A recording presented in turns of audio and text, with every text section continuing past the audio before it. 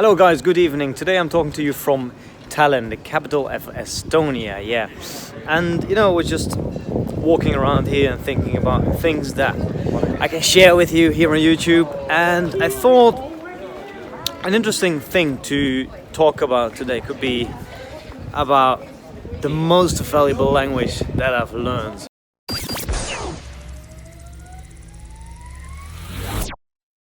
I get this question quite often. Ask me, Jan, you've learned quite a few languages. Which of the languages has been the most valuable?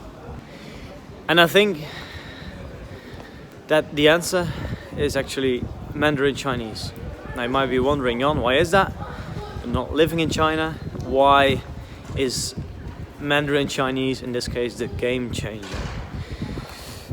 I've learned a few European languages like French, for example, which is very useful as at the moment I'm living in Brussels, and I think it makes things easier, especially like going to the hospital, arranging things at the commune, at the how do you call that in English, at the government hall.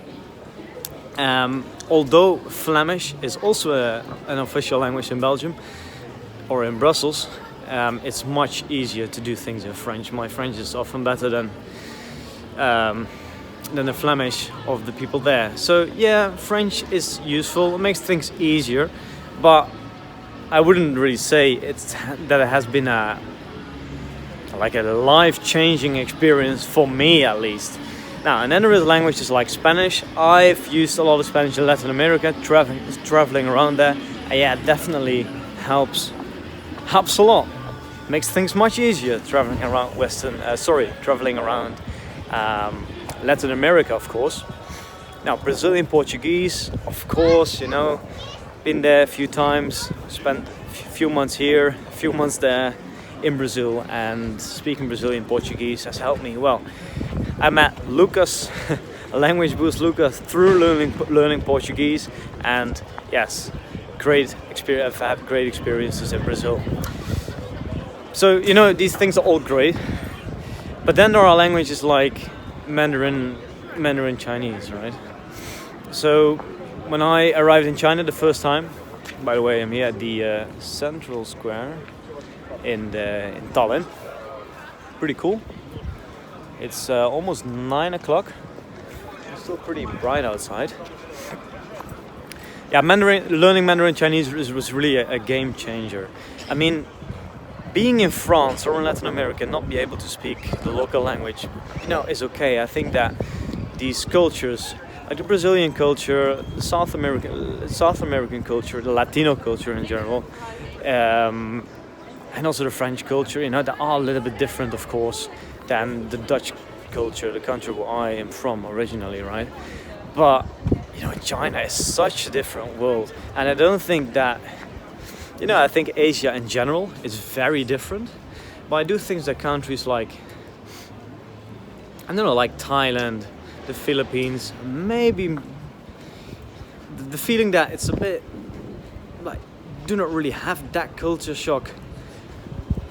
I don't think that the culture shock in those countries is as big as in China. China is just a huge country with lots of, the people are very different, lots of different habits, and coming there as a foreigner for the first time and not only staying in the 5-star hotels, but actually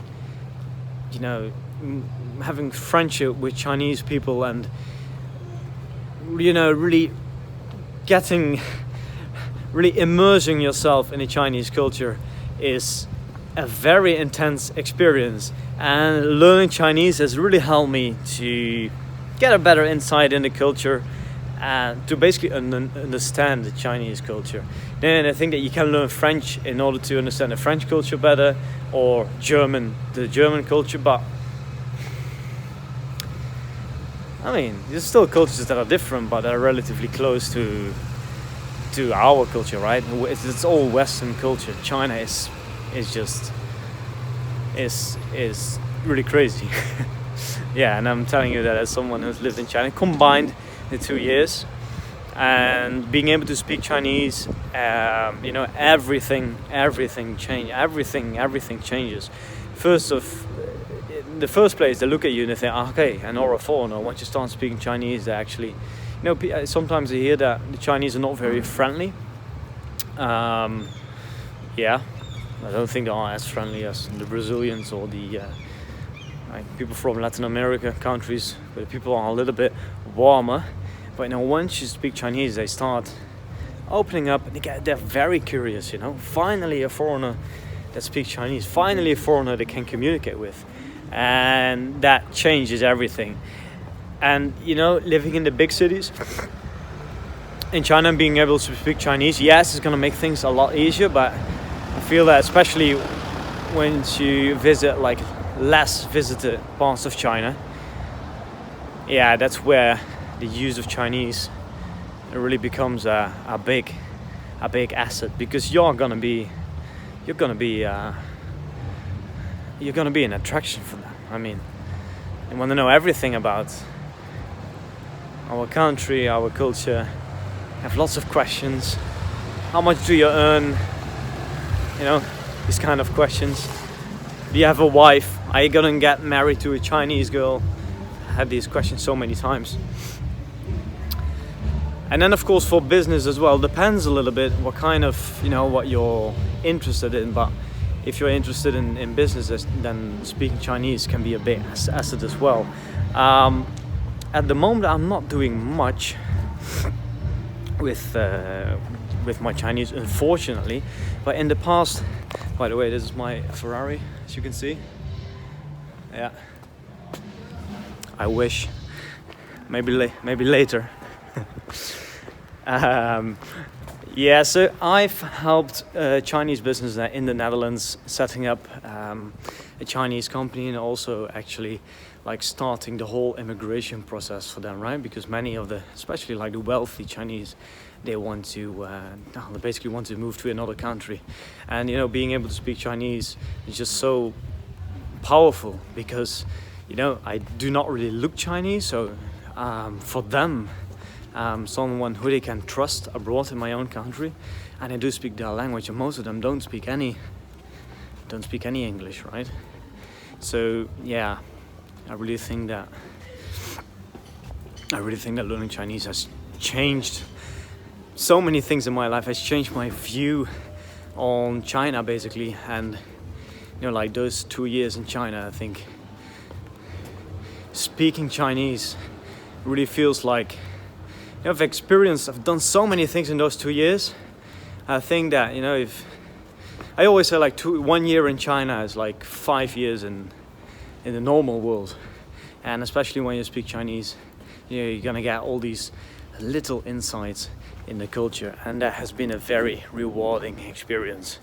As I said, unfortunately at the moment I'm not doing much with my Chinese. To talk about it a little bit here on the YouTube channel, of course. Later on we're also gonna make videos about learning Chinese, and hopefully you're gonna find these videos useful as well for just in case you're interested in learning Chinese. But who knows, in the future, we'd love to also help Chinese people learning foreign languages. So who knows where we're gonna end up in the near future. Last year we did like these workshops in Russia. Why not do it in China? So yeah, so guys, that was it. That was it for today.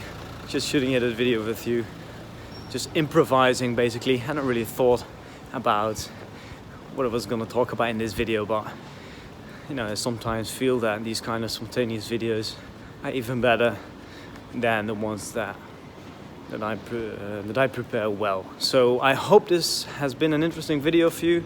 That was it for today, guys. Just a thought I wanted to share with you. If you liked it, give it a like, and see you in the next video. Ciao, ciao.